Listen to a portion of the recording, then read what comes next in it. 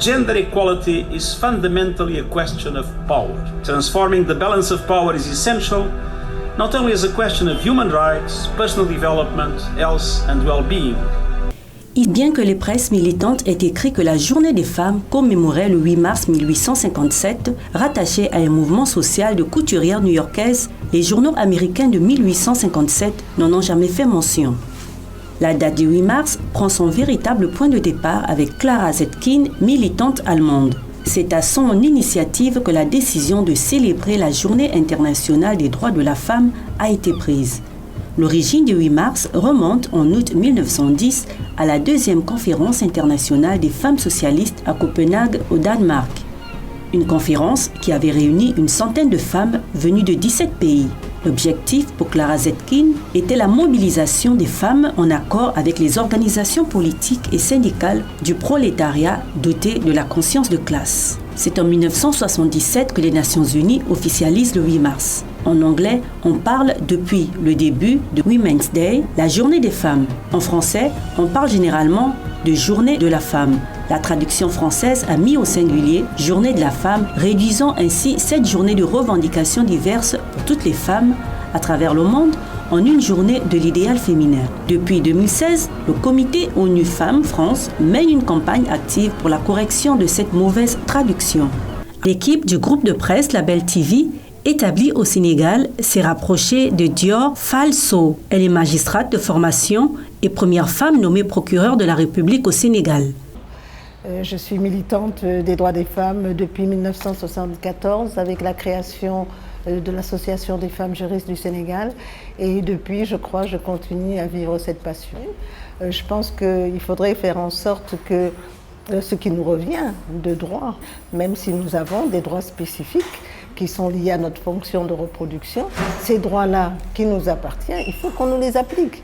Et le problème qui se pose, c'est justement l'application de ces droits-là. Et notre combat, c'est de pouvoir, je dis notre combat parce que ce n'est pas mon combat, moi seul, nous sommes tous concernés, je dis encore une fois hommes et femmes, c'est de faire en sorte que ces droits-là soient reconnus, ces droits-là soient appliqués, que les mentalités changent. Parce que vous savez, ce qui empêche ces droits d'être, disons, réels, effectifs, c'est en quelque sorte nos pratiques socioculturelles. Vous savez, il faut dire la vérité, il y a une mentalité masculine qui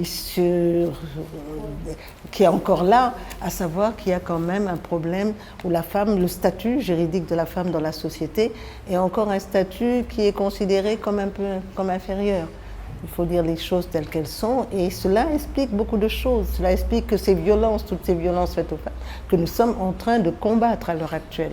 Parce que ne pas combattre cette violence-là, c'est faire en sorte que, disons, les femmes ne puissent pas participer au développement de son pays. Parce que vous savez, quand vous tapez quelqu'un, quand vous,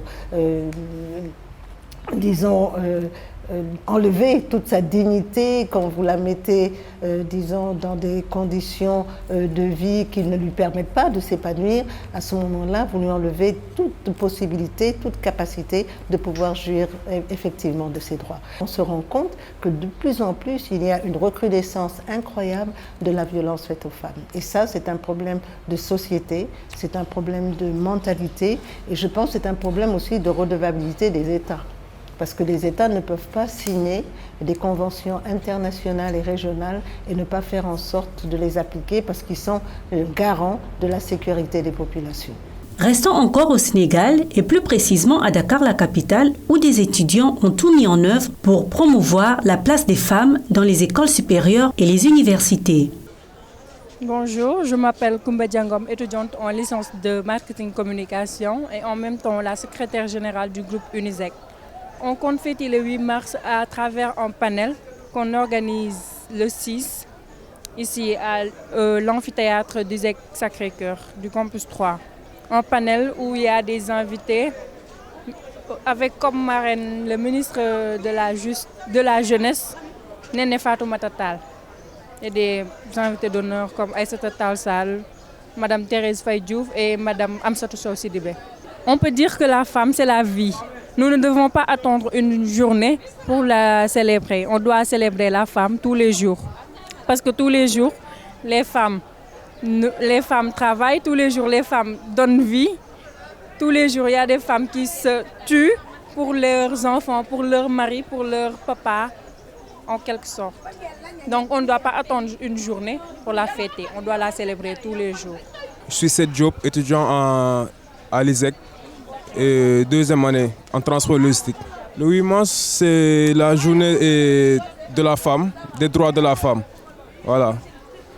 C'est une journée en quelque sorte pour magnifier la femme et se rappeler voilà, de ses droits voilà, et de certaines voilà, causes qu'elle subit aujourd'hui au niveau de au niveau de la société.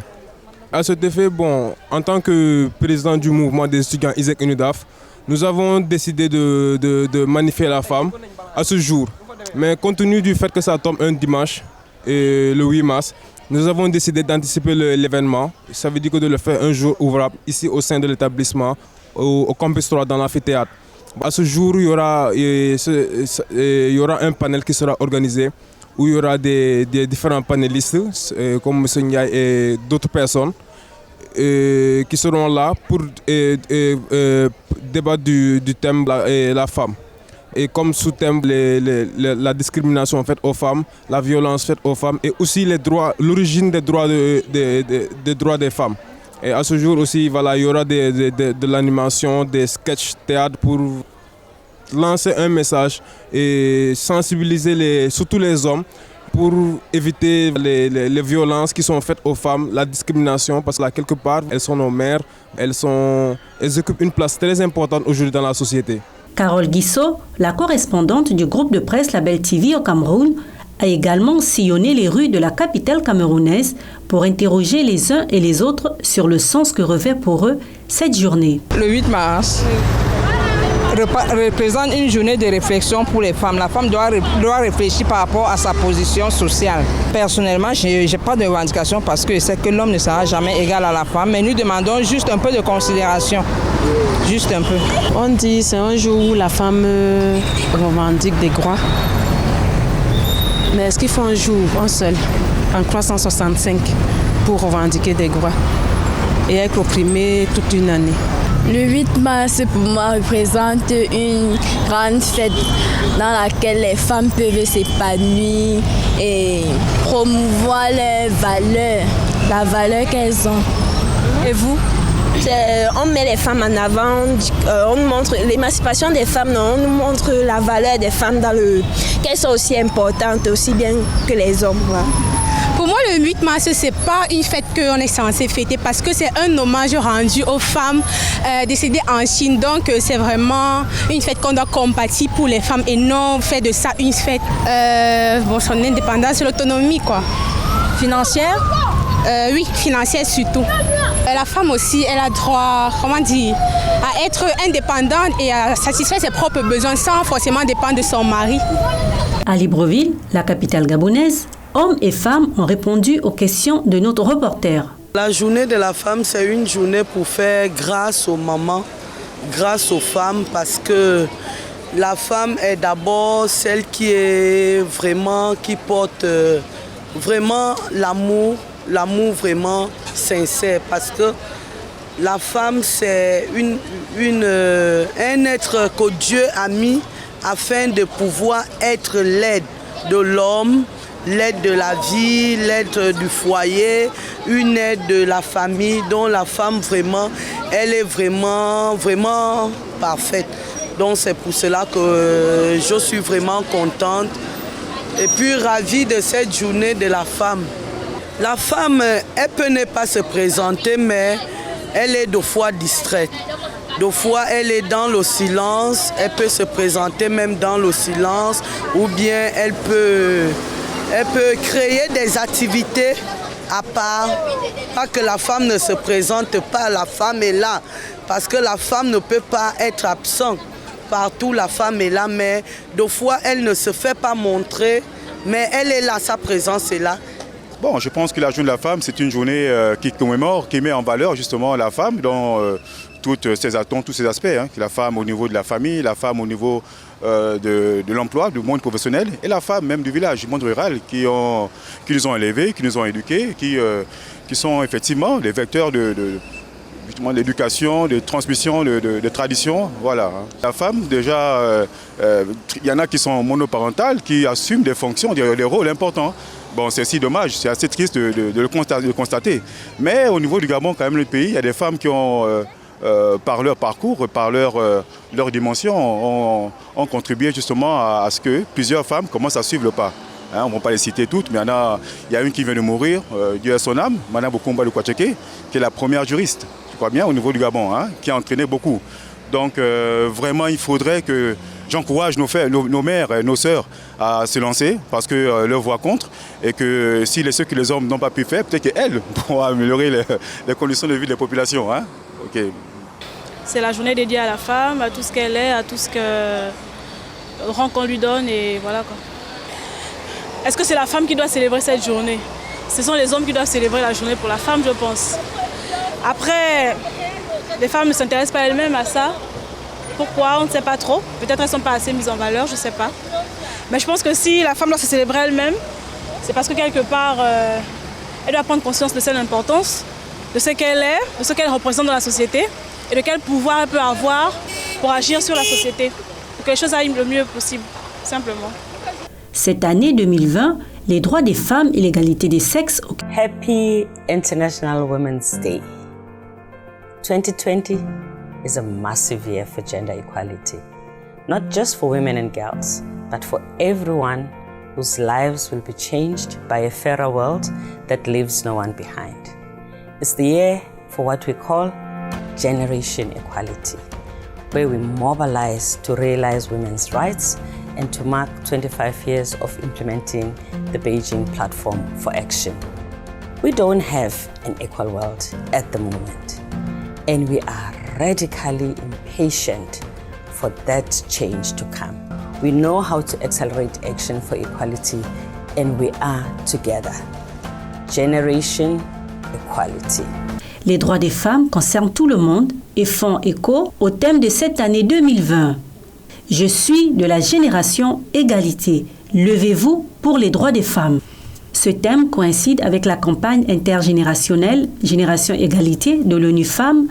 Génération Égalité rassemble des personnes de tous les sexes, âges, ethnicités, races, religions et pays, les militants passés et actuels, afin d'initier et de participer à des actions pour un monde dans lequel régnera l'égalité des sexes.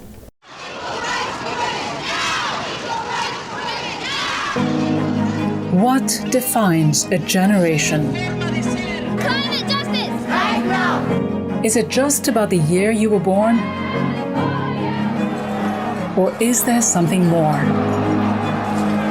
We may have lived through different decades, different circumstances, different countries, but we all share in the global, everyday push for our rights, for justice, for a world that is equal. Perhaps what defines our generation isn't our age or our background, but the line in the sand that we have drawn. We take to the streets to speak out against discrimination, and we work tirelessly behind the scenes. We stand up for peace. We are fed up with the war and economic justice. We start with a statement and watch it become a movement. We have come a long way, but the fight isn't over, and our rights are still under assault. It is time to take action. Let us be the wake-up call the world needs. The eyes of all future generations are upon you. Be the first, the youngest, the best, and then make sure no one is left behind. When someone tries to silence you, raise up your voice. Let us wage a global struggle. Change everything, or change just one thing. As long as you do something, whether you're new to changing the world or have been in the fight for a long time. Each knows exactly why we are here. We are all together, united for gender equality. And the future we create for women and girls is up to all of us. Génération Égalité mobilise également les gouvernements et la société civile dans le but d'impulser des actions audacieuses et le respect du programme d'action adopté à l'issue de la plus importante conférence mondiale sur les femmes tenue sous l'égide de l'ONU à Beijing, en Chine, du 4 au 15 septembre 1995. But we cannot lose hope. Here in Beijing, in the midst of all of you, we feel that the sun shall rise. And so we join all of you and we continue to hope that we shall share the solidarity that we have seen here this evening. May you have peace when you go home. La conférence de Beijing est une conférence internationale sur les droits des femmes qui s'est tenue sous l'égide de l'ONU en Chine du 4 au 15 septembre 1995. C'était la 4e conférence mondiale sur les femmes, la plus importante organisée par l'ONU sur les droits des femmes. 189 gouvernements, plus de 5000 représentants et 2100 organisations non gouvernementales préoccupées par la situation des femmes ont fait le déplacement pour y assister.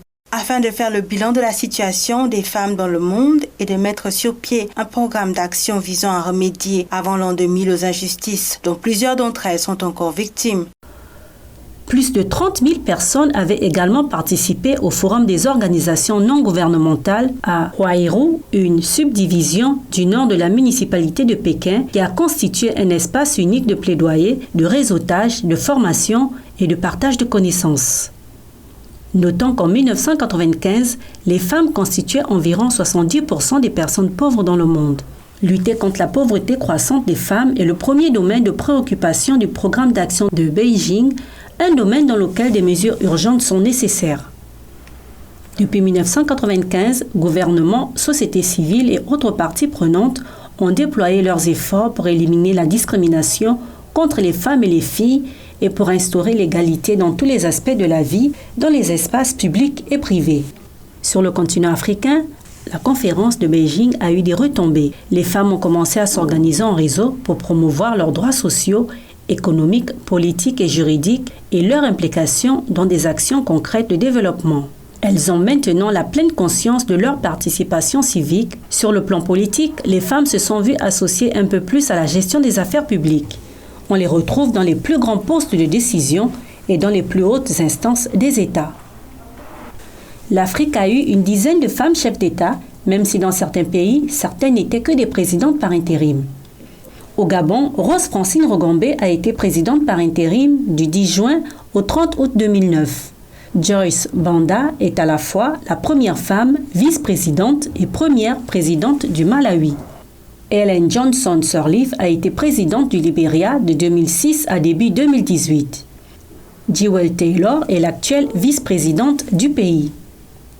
Catherine Sansa Panza, première femme à diriger son pays, a été chef de l'État de transition de la République centrafricaine du 23 janvier 2014 au 30 mars 2016. Amina Gorib Fakim a été présidente de l'île Maurice de 2015 à 2018. La présidente de la République démocratique fédérale d'Éthiopie est la première femme élue à ce poste dans le pays. La directrice exécutive de l'entité des Nations Unies pour l'égalité des sexes et l'autonomisation des femmes, depuis 2013, a été vice-présidente de l'Afrique du Sud. Depuis 1997, 3 femmes ont été vice-présidentes en Gambie. On retrouve également des femmes ministres de la Défense, un poste jadis occupé par les hommes.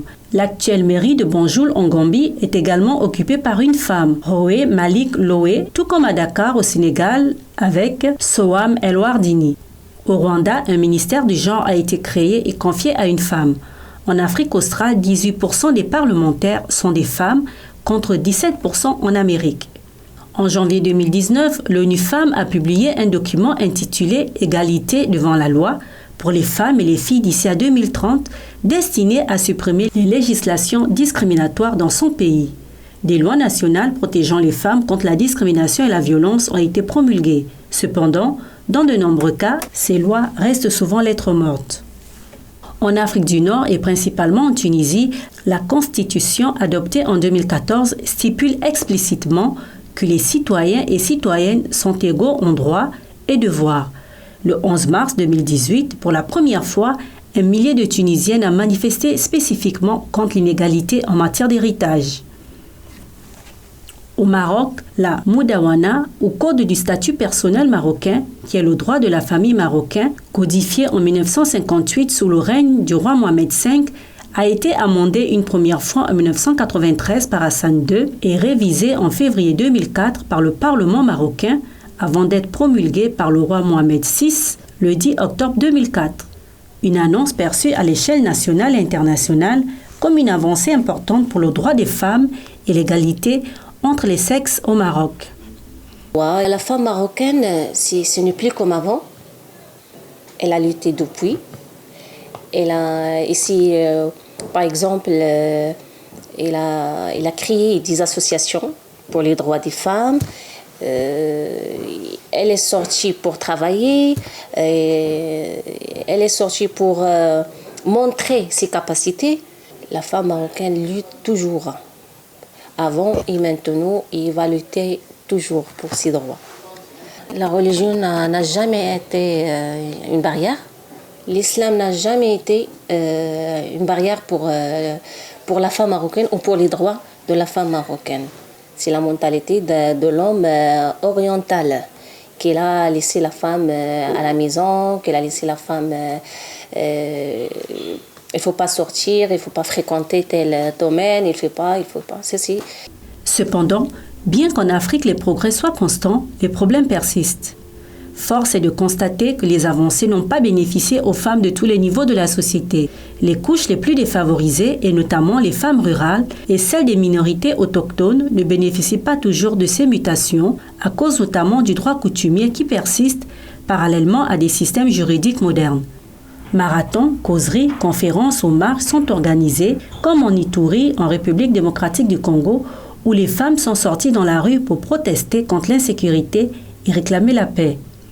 Le 8 mars est fait pour informer, interpeller, sensibiliser les citoyens sur les inégalités et les discriminations que vivent encore les femmes aujourd'hui. Cependant, beaucoup de personnes, hommes et femmes, déplorent la transformation en fête de la femme de cette journée et dénoncent également les opérations marketing et commerciales organisées ce jour, comme le pagne du 8 mars dans de nombreux pays africains. Au Cameroun, plusieurs femmes ont lancé un hashtag 8 mars en noir pour dénoncer les violences dont les femmes sont victimes. Le 8 mars au Cameroun, c'était ça. Mais c'était aussi ça. Des femmes en noir pour dire non à la célébration de la 35e journée internationale de la femme, dont les rangs Edith Kawala, présidente du Cameroun People's Party et coordinatrice du mouvement Stand Up for Cameroon. Maître Michel Ndoki, avocate au barreau, ancienne détenue de la prison centrale de Yaoundé pour avoir marché contre les résultats de l'élection présidentielle de 2018. Et Maître Alice Nkom, qu'on ne présente plus, avocate internationale des droits de l'homme, etc. En solidarité à leurs sœurs des régions anglophones qui souffrent depuis le début de la crise, elles ont dit non au 8 mars. Hashtag 8 mars en noir appelait également au boycott de la célébration ainsi que du pagne du 8 mars pour protester en tant que femme et mère de l'humanité contre les souffrances et les drames pourtant évitables qui sont infligés aux Camerounais. Cependant, si sur la toile le hashtag a été partagé, le mouvement semble n'avoir pas eu le succès escompté. Là où les femmes brillaient par leur tenue au pagne officiel dédié à la journée, on y répond. C'est de n'importe quoi, ça ne nous ressemble pas. Quand tu te sens femme, tu fêtes la fête des femmes. Ça veut dire que tu es femme, ça n'empêche rien. La vie doit continuer. Nous savons toutes que nous sommes en train de perdre nos sœurs. Mais nous devons continuer à nous battre. C'est pas en restant à la maison, c'est pas en portant du noir que ça va changer. Nous n'acceptons pas ça. Nous sommes au Cameroun, le Cameroun veut la paix. Quand les gens veulent le boycott, si ces gens-là sont demain à ces responsabilités-là, et nous aussi on s'aligne, on dit qu'on boycotte, est-ce que ça sera bien? Même les jumeaux ne naissent pas la même mère. Le désordre qui est là-bas, nous ne les soutenons pas la prière. Le fait que nous ne défilons pas, nous ne fassions rien, je ne vois pas que ça change. Telle était l'ambiance du 8 mars chez nous, à Douala précisément, ville rebelle. La Commission de la condition de la femme des Nations Unies a adopté le 9 mars 2020 à New York par consensus une déclaration politique par laquelle les représentants des gouvernements s'engagent à redoubler d'efforts pour atteindre la pleine et effective mise en œuvre des engagements découlant de la déclaration de Beijing. L'Algérie, en sa qualité de vice-président de la Commission de la condition de la femme, a, aux côtés de l'Australie, mené les difficiles négociations ayant abouti à l'adoption de cette déclaration politique. Le président de la Commission de la condition de la femme, le président de l'Assemblée générale ainsi que l'ensemble des délégations ont largement salué le rôle de l'Algérie dans l'adoption consensuelle de cette déclaration. C'était à l'occasion de la commémoration du 25e anniversaire de la déclaration et du programme d'action de Beijing sur l'égalité entre les sexes et l'autonomisation des femmes. Malgré les progrès accomplis ces 25 dernières années, les droits de la femme demeurent bafoués et violés à une grande échelle. Selon la présidente de l'ONU Femmes, il n'y a pas un seul pays où les choses soient faites comme il faut pour les femmes. Il n'y a pas un seul pays qui ait atteint la parité dans la représentation politique, même dans les pays convaincus de la nécessité de l'égalité entre femmes et hommes.